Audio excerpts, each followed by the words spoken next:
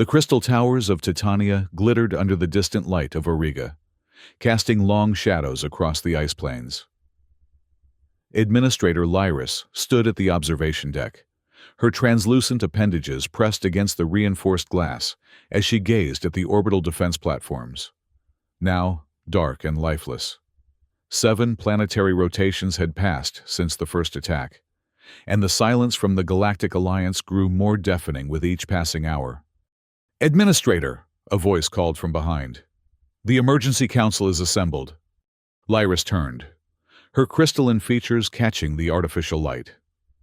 Counselor Wren stood at the entrance, his normally calm demeanor betrayed by the subtle vibration of his outer membrane, a sign of extreme distress among their kind. "How many ships have we lost contact with?" Lyris asked. Already knowing the answer would bring no comfort. "All of them. The Xanthar pirates have established a complete blockade. Our last supply vessel was captured 3 hours ago." Wren's voice lowered. "They're taking our people, Administrator. Not just resources this time. 15,000 souls." That was the weight on Lyris's shoulders. The entire population of the Titania mining colony, established under Vrakshi management, but home to 17 different species from across the galactic rim. Far beyond the protective boundaries of Alliance space, they had always known the risks of settling in the frontier, but never had they imagined being so utterly abandoned. "The beacon?" she asked. "Still transmitting on all frequencies. But..." Wren hesitated. "But the Alliance has officially declined intervention," Lyris finished for him. "Outside their protection zone, beyond their jurisdiction." The words tasted bitter as they left her mouth slit. In the vast coldness of space, the UES horizon drifted in a holding pattern just beyond the asteroid belt of the Auriga system. The aging transport vessel, repurposed from military service decades ago, had seen better days. Its hull bore the scars of micrometeorite impacts and hasty repairs, testament to the hard life of a deep space hauler. On the bridge, Captain Mira Calder stared at the long-range scanner readouts with increasing concern. The planned supply drop to Titania Colony was now 12 hours behind schedule, and the communications blackout was unlike anything she'd encountered in 15 years of frontier runs. "Any progress with the communications array?" she asked, turning to her communications officer. Lieutenant Vasquez shook his head. "Nothing, Captain. I've tried every frequency in the book and some that aren't. Either they're not transmitting, or something's blocking the signal." Mira drummed her fingers against the worn leather armrest of her command chair. The Horizon wasn't a warship. It carried minimal armaments, just enough to deter the common pirate or scavenger. If Titania was under serious attack, there was little they could do beyond witness the aftermath. "What about the emergency beacon? Anything on the distress channels?" "Wait." Vasquez straightened in his seat, adjusting the controls with renewed focus. "I'm picking up something faint. Yes, it's a beacon signal. Alliance emergency protocol. But it's degraded, like it's being transmitted through interference." Mira leaned forward. "Can you clean it up?" "Working on it." His fingers flew across the console. "There. It's from Titania, all right. Administrator Lyris's authorization code." The message played through the bridge speakers, distorted but unmistakable in its urgency. "This is Administrator Lyris of Titania Colony. We are under attack by Corvus Xanthar forces. Orbital defenses have been neutralized. 15,000 civilians at risk. Requesting immediate Alliance assistance. Our shelters can sustain life support for approximately 72 hours. Please, anyone, respond." A heavy silence fell over the bridge crew. The Corvus Xanthar were no ordinary pirates. They were a ruthless syndicate known for strip mining colonies and taking survivors as slaves or worse. The stories from their previous attacks were the stuff of nightmares. "Plot a course to Titania," Mira ordered, her voice cutting through the silence. Her first officer, Commander Reyes, approached her chair and lowered his voice. Captain, protocol is clear. We're to avoid active conflict zones and report to Alliance Command. We're a transport, not a rescue vessel. I'm well aware of what we are, Commander. Mira's eyes remained fixed on the distant speck of light that was Titania. But we're also the only Alliance vessel within range. By the time a report reaches command and they dispatch proper forces. She didn't need to finish the thought. Everyone on the bridge knew what would happen to Titania if help didn't arrive within those 72 hours. Send a message to Alliance Command informing them of the situation and our intention to provide humanitarian assistance. Mira continued. Then, ready the ship for approach. We'll assess the situation from a safe distance. As Reyes moved to comply, Engineer Thorne's voice came through the intercom. Captain, if I may, there might be a way to get there faster. I'm listening, Thorne. The Beta-class jump drive.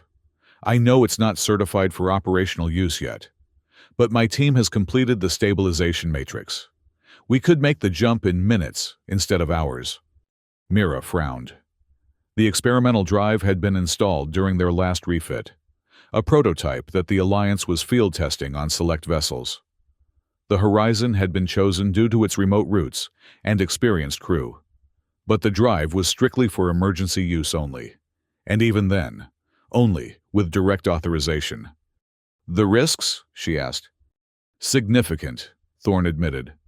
Worst case, we could end up trapped between dimensional planes. Best case, we arrive exactly where we need to be, but the drive will be unusable for at least 48 hours after the jump while the core stabilizes, which meant no quick escape if they found themselves outnumbered. It was a gamble with all their lives. Prepare the drive, Mira decided. But hold on the jump sequence until my command. Let's get as much information as we can first. On Titania, the situation deteriorated by the hour. The colony's 5 crystal and aluminum domes, each housing specialized functions from hydroponics to manufacturing, had been systematically targeted by Xanthar boarding parties. Only the central administrative dome remained secure, its reinforced structure serving as the final refuge for the colony's population. Deep beneath the ice, in the vast natural caverns that the colonists had expanded into emergency shelters, Lyris moved through the frightened crowds. The air recyclers hummed at maximum capacity, but with 15,000 beings breathing the same air, the atmosphere grew increasingly stale. Administrator! A young technician rushed toward her, dodging between huddled family groups. The central power core is showing fluctuations. If we keep the beacon transmitting at full strength, we'll have to reduce life support to minimum levels. Lyris felt the weight of impossible choices. The beacon was their only hope of rescue, but if they diverted too much power, they might not survive long enough to be saved. How long can we maintain both systems at current levels? She asked. 36 hours at most. After that, we either cut the beacon or start rationing oxygen. Above them, the thick ice of Titania's surface trembled as another orbital bombardment struck the administrative dome. Flakes of frozen debris drifted down from the cavern ceiling. Maintain current power distribution for now, Lyris decided. But prepare emergency protocols for life support priority if no response comes within 24 hours. As the technician hurried away, Counselor Wren approached. The Xanthar have landed ground forces, he reported grimly. They're establishing a perimeter around the dome access points. Our security teams estimate they'll breach the main airlock within hours. And our defenses? Minimal. The Colonial Charter limited our weapons to basic security tools. We have some shock staffs, a few pulse rifles for the security team. Nothing that can stand against military-grade weapons. Lyris's inner light, the bioluminescence that betrayed emotions among her species, dimmed with grim determination. Then we prepare for the worst.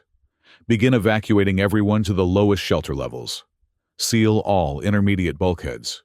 If they want our people, they'll have to dig through 2 kilometers of ice to get them.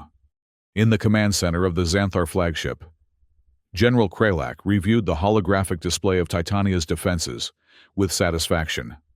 The pathetic orbital platforms had fallen within hours, and the colony's meager security forces had retreated to their final stronghold. "Report," he demanded of his tactical officer. "The surface installations are secure, General. We've captured their processing facilities intact and begun resource extraction. Estimated value exceeds 8 million credits. And the colonists detected life signs below the central dome. They've retreated to subterranean shelters." Kralak's lipless mouth stretched into what passed for a smile among his species. "Excellent. They've done half our work for us, gathering themselves in one location." He gestured to the communications officer. "Inform the ground commander to prepare sonic drills. I want access to those shelters within 12 hours. "What about their distress signal, General? It's still broadcasting."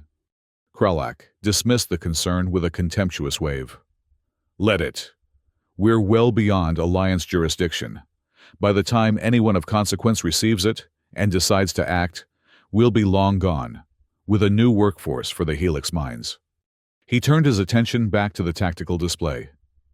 "Begin the next phase. I want those colonists alive and relatively undamaged. Dead slaves profit no one."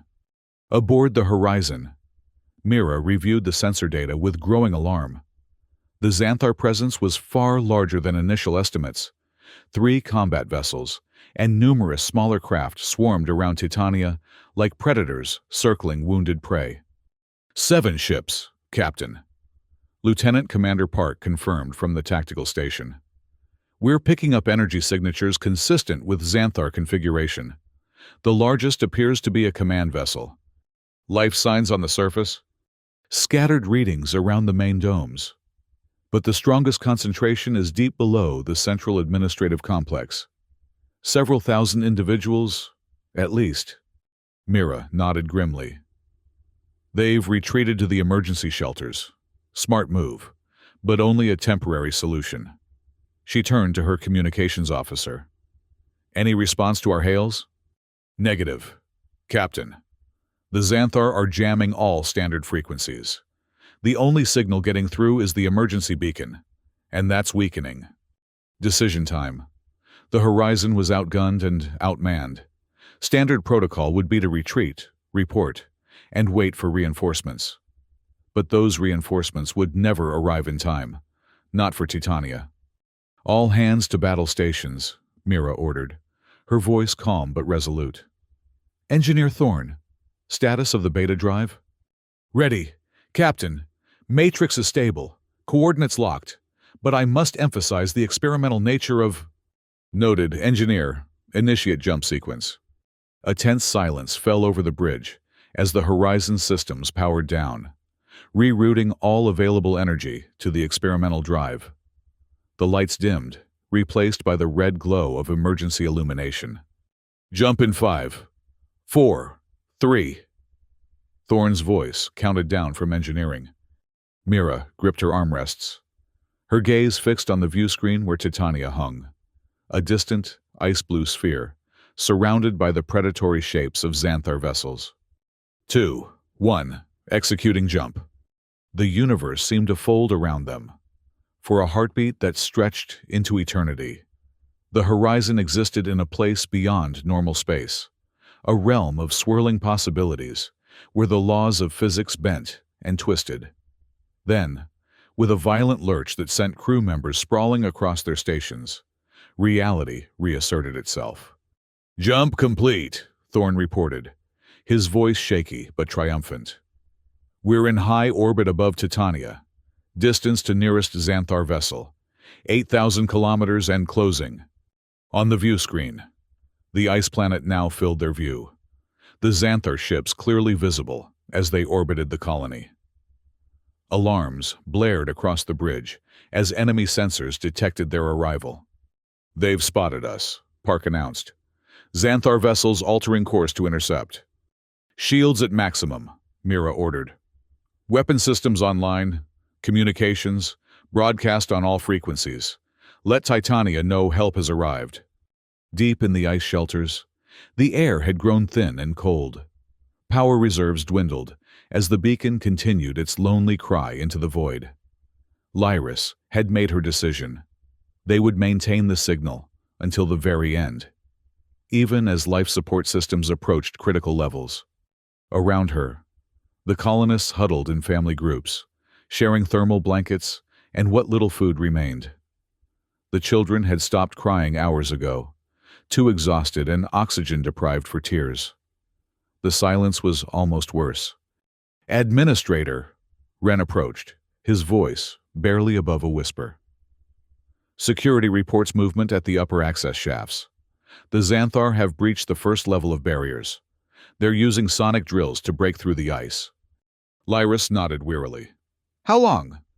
"At their current rate, less than 3 hours." 3 hours. Not even enough time to reach the full 72-hour mark they had hoped for. The bitter irony wasn't lost on her. They had maintained the beacon at the cost of life support. And now, they would likely face their captors weakened by oxygen deprivation. A sudden commotion near the communication station drew their attention. The young technician who had spoken to Lyris earlier was frantically adjusting controls, his appendages trembling with excitement. "Administrator, we're receiving a transmission, not from the surface, from orbit." Lyris rushed to the station, hope a dangerous flame igniting within her. "Source?" It's an Alliance registration, UES Horizon. They're broadcasting on all frequencies." The technician activated the main speakers, and a human voice, clear and determined, filled the shelter. "Titania Colony. This is Captain Mira Calder of the UES Horizon. We have received your distress call and are moving to engage hostile forces. Hold position and conserve resources. Help has arrived. I repeat, help has arrived." A stunned silence fell over the shelter, quickly replaced by a wave of disbelieving murmurs that grew into shouts of hope and relief. Lyris felt her inner light flaring with sudden, almost painful brightness. "Respond immediately," she ordered the technician. "Inform them of our situation, the breaches, our life support status, everything." Above them, the battle for Titania's salvation had begun. The Horizon was not designed for combat. As a converted military transport, it retained some defensive capabilities: reinforced hull plating, moderate shield generators, and a complement of point defense turrets. But against dedicated Xanthar warships, these advantages seemed pitifully inadequate. What the Xanthar didn't know, what no one outside the Alliance military's highest echelons knew, was that the Horizon carried more than just an experimental jump drive. The humanitarian supplies in its cargo hold included a prototype weapon system that had yet to be officially acknowledged, a magnetically accelerated mass driver, or railgun, capable of launching projectiles at velocities approaching significant fractions of light speed. "Xanthar vessels on approach," Park reported. "Lead ship charging weapon systems." "Evasive pattern Delta," Mira ordered. "Deploy countermeasures. Lieutenant Sella, prepare boarding teams for surface deployment. Our priority is reaching those shelters before the Xanthar do." In the ship's armory, Lieutenant Sella and her team of 20 Marines, officially listed as security personnel in the ship's manifest, prepared for the most dangerous kind of operation, a contested landing on hostile territory. Unlike the Xanthar, who sought to capture colonists alive for exploitation, the human forces faced no such constraints in dealing with the enemy. "Combat suits sealed and verified," Sella reported to her team. "Weapons check complete. Remember, we're dropping into sub-zero conditions with minimal visibility. Priority 1 is securing the shelter access points. Electromagnetic weapons only within the colony structures. We don't want to rupture any environmental systems."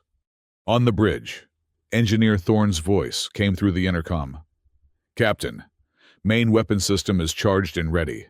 Targeting solutions available." "Target the lead Xanthar vessel," Mira commanded. "Aim for their propulsion systems.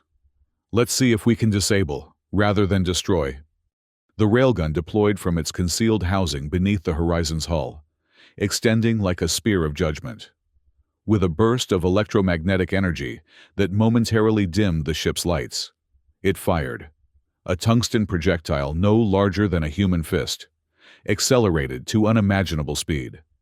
The effect was immediate and devastating. The Xanthar vessel had no time to evade. The projectile punched through its shields as if they were tissue paper, tore through the engine section, and continued out the other side. Crippled, the ship began to drift, venting atmosphere and debris. "Direct hit," Park confirmed, unable to keep the awe from his voice. "Target vessel has lost power to main systems. Life support appears intact, but they're effectively neutralized." The remaining Xanthar ships responded with a barrage of plasma fire. The Horizon shuddered as multiple impacts tested its shields. "Shield integrity at 60%, the tactical officer reported. "Minor damage to decks 3 and 4. No casualties." "Return fire with conventional weapons," Mira ordered. "Save the railgun for their command vessel. Communications. What's the status of our link to the colony?" "Connected, Captain. Administrator Lyris reports their life support systems are at critical levels. The Xanthar have breached the upper shelter areas and are attempting to cut through to the main caverns. Estimated time until breakthrough: less than 2 hours. Then we need to move faster. Lieutenant Sella, deploy your teams immediately. Engineering, divert additional power to forward shields. We're going to punch a hole through their blockade." The battle for Titania's orbit evolved into a deadly dance. The Horizon, despite its limitations, used its superior maneuverability to evade the worst of the Xanthar attacks, while steadily wearing down their defenses with precisely targeted strikes.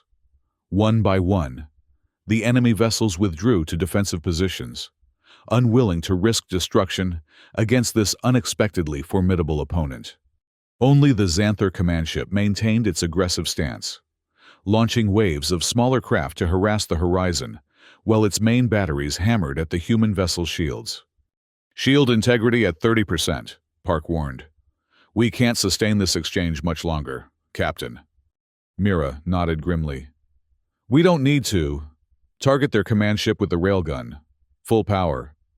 The weapon discharged again, the recoil sending tremors throughout the ship. This time, the projectile struck the Xanthar vessel amidships, tearing through multiple decks before exiting the far side.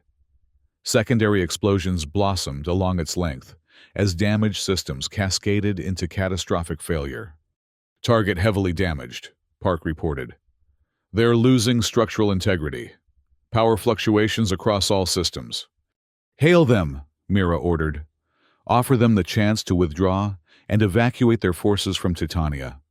After a tense moment, the communications officer shook his head. "No response. Captain. Wait. I'm detecting multiple escape pods launching from the command ship. They're abandoning vessel." On the tactical display, the smaller Xanthar ships began breaking orbit, retreating to a safe distance from both the crippled command ship and the unexpectedly lethal human vessel. "They're running," Commander Reyes observed with grim satisfaction. "Not all of them," Mira corrected, pointing to the surface readings. "Their ground forces are still trying to breach the shelters. Lieutenant Sella, status of the landing team?" "Drop successful, Captain," came the response, accompanied by the sound of weapons fire in the background. "We've secured the main access shaft and are engaging Xanthar forces at the second-level barricade. Heavy resistance, but we're pushing them back." "Casualties?" 3 wounded, none critical. The Xanthar weren't expecting resistance from above. Request permission to deploy shock charges to clear the remaining hostiles." "Granted, but maintain corridor integrity. Those shelters can't afford any breaches." As the orbital battle concluded with the retreat of the surviving Xanthar vessels, the ground conflict intensified. The human Marines, equipped with advanced combat suits designed for extreme environments, methodically cleared the access tunnels leading to the main shelter. Their electromagnetic pulse rifles, designed to incapacitate rather than kill, proved devastatingly effective against the Xanthar troops, whose neural systems were particularly vulnerable to electromagnetic disruption. In the lowest shelter level, the colonists waited in tense silence. The sounds of combat echoed through the ice, the high-pitched whine of energy weapons, the thunder of explosions, and occasionally, the horrifying screech of a Xanthar war cry. Lyris had organized the strongest colonists into a last line of defense before the final bulkhead. Armed with whatever implements could serve as weapons, maintenance tools, structural rods, even sharpened ice picks, they prepared to sell their lives dearly if the battle above went poorly. "The fighting's getting closer," Wren observed, his voice tight with tension. Lyris nodded. "But we don't know who's winning." The massive bulkhead door, 3 meters of reinforced alloy designed to withstand the crushing pressure of Titania's ice sheets, suddenly reverberated with a series of impacts. The defenders raised their makeshift weapons, crystal appendages trembling, but resolute. "Stand ready," Lyris commanded. "Whatever comes through that door." The bulkhead's communication panel crackled to life. "Titania Colony, this is Lieutenant Sella of the UES Horizon. Area secure. Preparing to open bulkhead. Please stand clear." Disbelief and hope warred on Lyris's features as she approached the panel. "Identify confirmation protocol," she demanded, unwilling to risk her people on what might be a Xanthar trick. "Alliance Emergency Response Protocol Gamma 73, came the immediate reply. "Administrator Lyris, Captain Calder sends her regards and apologizes for the delay. The beta drive took longer to calibrate than expected." A ripple of relieved laughter spread through the defenders. Only an Alliance vessel would know both the protocol and such a specific detail from their distress call. "Bulkhead opening procedures initiated," Lyris announced, her inner light pulsing with renewed vigor as she entered the override codes. With a groan of hydraulics long unused, the massive door began to retract. As it raised, the colonists found themselves facing not the nightmare shapes of Xanthar warriors, but a line of humans in combat armor, weapons lowered in a non-threatening posture. At their center stood a tall woman whose armor bore the insignia of an Alliance lieutenant. "Administrator Lyris?" Lieutenant Sella stepped forward, removing her helmet to reveal a face etched with determination, but softened by compassion. "Lieutenant Sella, UES Horizon, we're here to escort you and your people to safety." Behind her, medical teams already moved forward, distributing emergency oxygen canisters and assessing the most vulnerable colonists. The shelter, which moments before had seemed like a tomb, transformed into a scene of frantic but purposeful activity.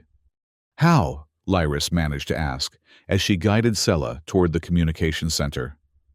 "The Alliance said we were beyond their protection zone, that no help would come." Sella's expression hardened slightly. "The Horizon received your beacon. Captain Calder made the decision to respond, regardless of official policy. We're technically a transport vessel, not a warship." A slight smile. "Technically, in orbit, the Horizon maintained its protective position above Titania, with the immediate threat neutralized. Captain Mira Calder focused on the humanitarian aspects of their mission.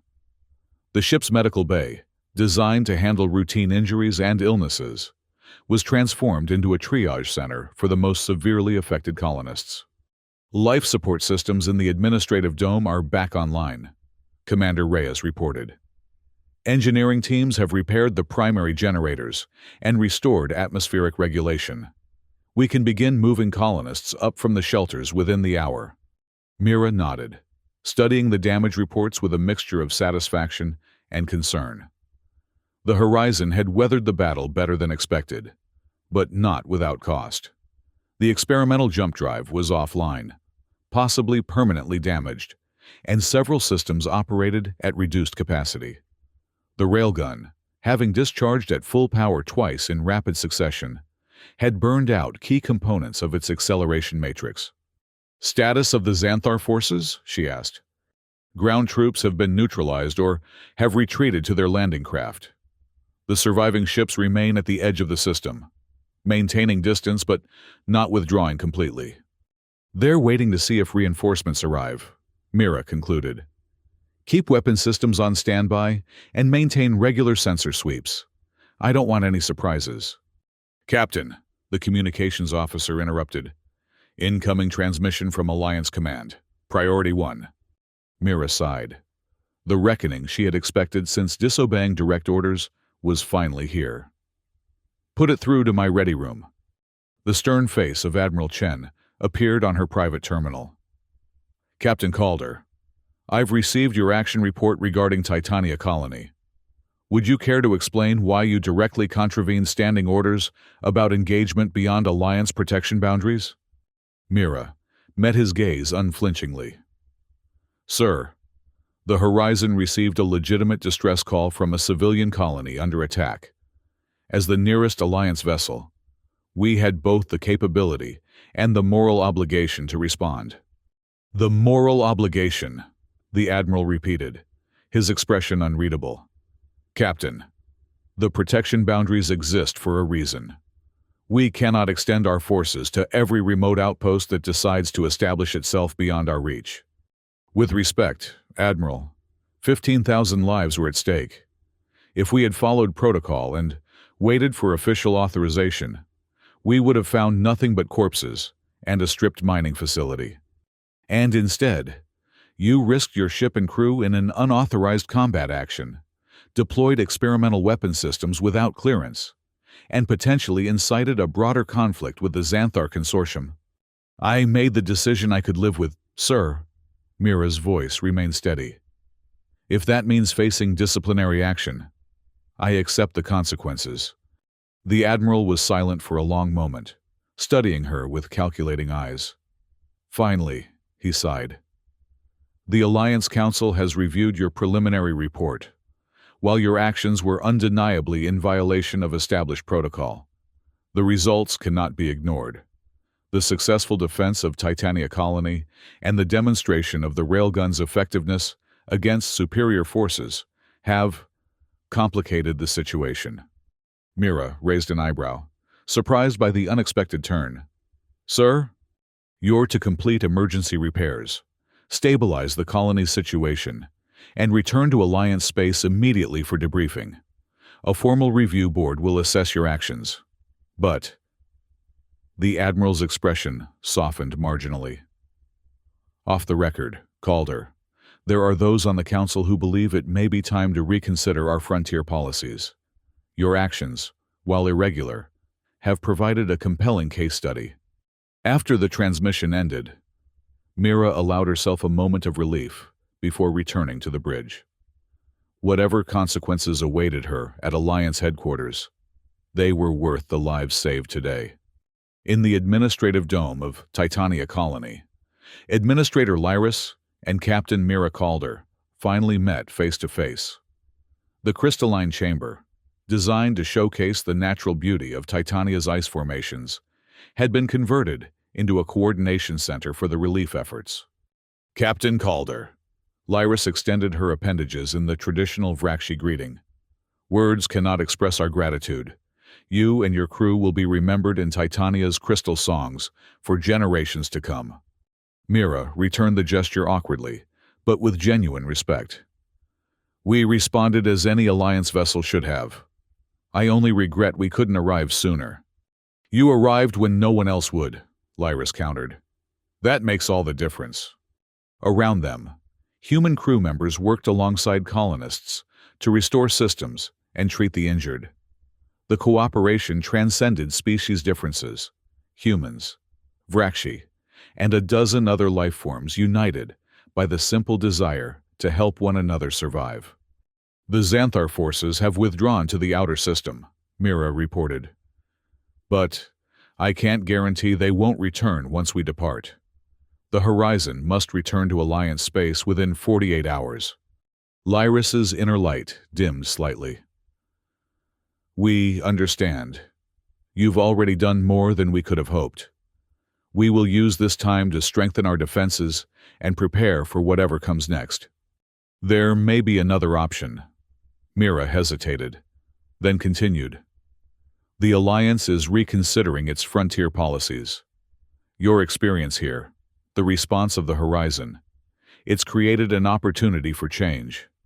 If Titania were willing to formalize its relationship with the Alliance, to become part of a new initiative.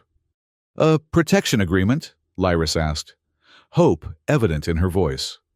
More of a mutual aid compact. The Alliance would extend limited protection to frontier colonies like Titania, in exchange for your commitment to relay early warnings about threats in this sector and provide emergency support to other colonies when needed. A network of obligation, Lyris mused, her native language lacking a precise translation for the concept. To help when help is needed, without question of borders or politics. Exactly. It would start small, just a few colonies along the frontier, but it could grow, create a chain of connection that extends beyond formal alliance boundaries. The two leaders stood silent for a moment, contemplating the ice walls around them, walls that had nearly become the final resting place for 15,000 souls. We will join this network, Lyris decided. Titania remembers its debts. Captain Calder, the help that came when no help was expected must be passed forward. In the detention area of the Horizon, General Kralak sat in sullen silence. The Xanthar commander, once so confident in his dominance, now awaited transport to an Alliance judicial facility where he would face charges of piracy, attempted slavery, and crimes against sentient beings. You should have killed me, he snarled when Mira visited his cell. A warrior deserves death in battle, not the indignity of capture. You're not a warrior, Mira replied calmly. Warriors fight for honor, for their people, for principles. You fight for profit and power over the defenseless. You'll receive justice, General, the kind of justice you never offered your victims. Kralak's reptilian features contorted with rage. The frontier belongs to the strong. Your alliance plays at civilization while huddling within its safe boundaries. Out here, only power matters. You're wrong, Mira said simply. Today proved that something else matters more. The willingness to help others, even at great risk. That's a different kind of strength, one your kind will never understand. The restoration of Titania proceeded with remarkable speed. With the Horizon's technical assistance, the colony's vital systems were repaired and enhanced. The orbital defense platforms, once neutralized by Xanthar sabotage, were redesigned with redundant systems and improved weapons capability. More importantly, Titania's isolation came to an end. As the first signatory to what would eventually be known as the Frontier Mutual Aid Compact, the ice colony transformed from a vulnerable outpost to a critical link in a growing network of cooperative settlements. On the final day before the Horizon's departure, Administrator Lyris led Captain Calder and her senior officers to Titania's most sacred location, the Crystal Heart, a natural formation deep within the ice where the planet's geothermal activity created a cathedral of perfectly formed ice crystals that resonated with harmonic frequencies.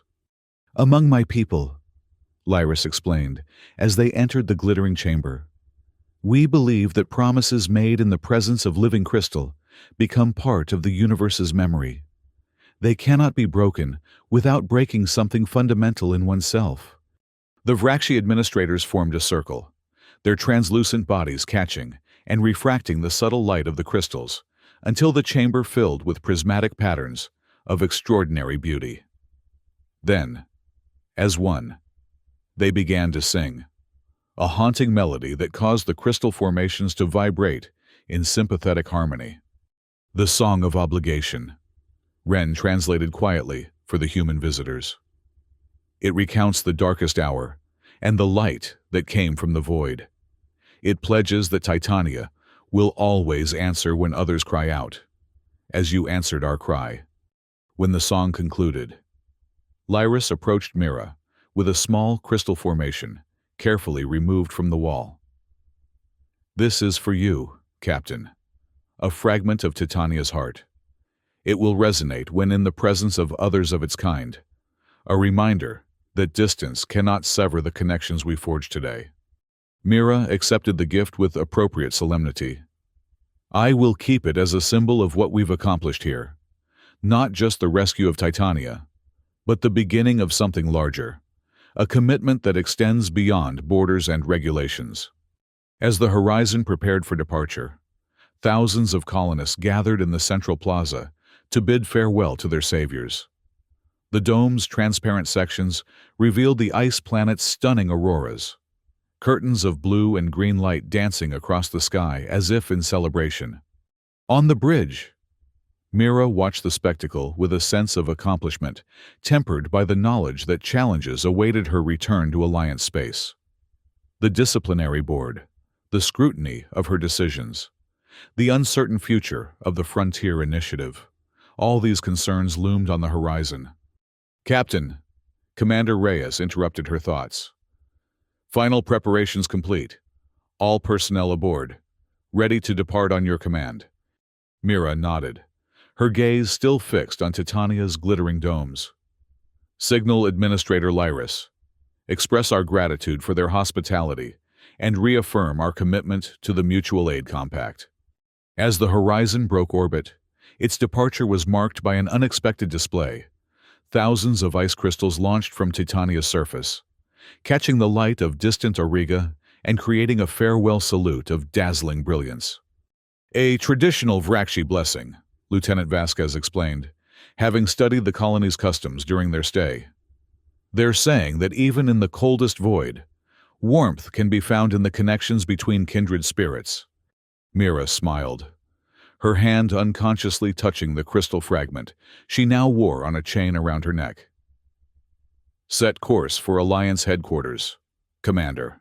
We have a report to deliver, and a case to make for expanding our definition of obligation. In the decades that followed, the Frontier Mutual Aid Compact grew from a desperate improvisation into a formal extension of Alliance protection. Colonies once considered too remote for effective defense found themselves connected in a network of mutual support and rapid response. The Horizon, rather than facing condemnation for its unauthorized rescue mission, became the flagship of a new rapid response flotilla, specifically designed to answer distress calls from the frontier. Captain Mira Calder, after a pro forma reprimand for protocol violations, received the Alliance's highest humanitarian award and went on to command the Frontier Protection Initiative until her retirement 20 years later.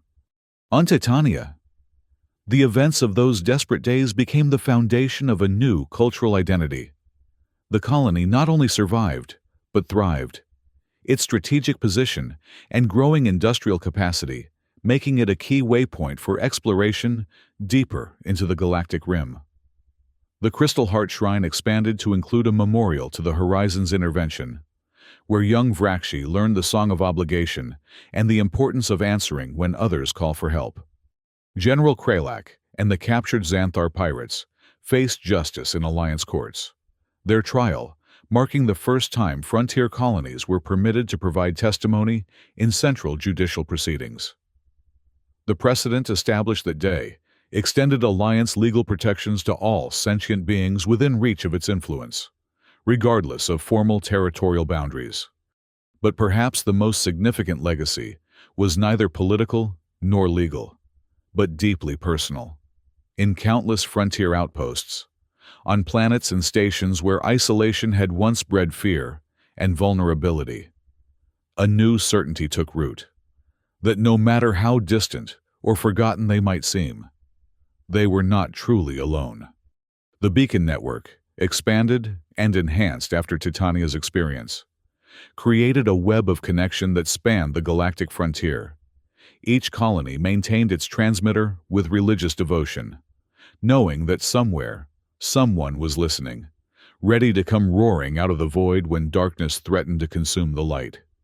As Lyris wrote in the official charter of the Mutual Aid Compact, in words later inscribed on the bridge of every response vessel, the true measure of civilization is not found in its greatest achievements or most elegant philosophies, but in its willingness to extend a hand when no obligation exists, but that of our shared existence in a cold and indifferent cosmos.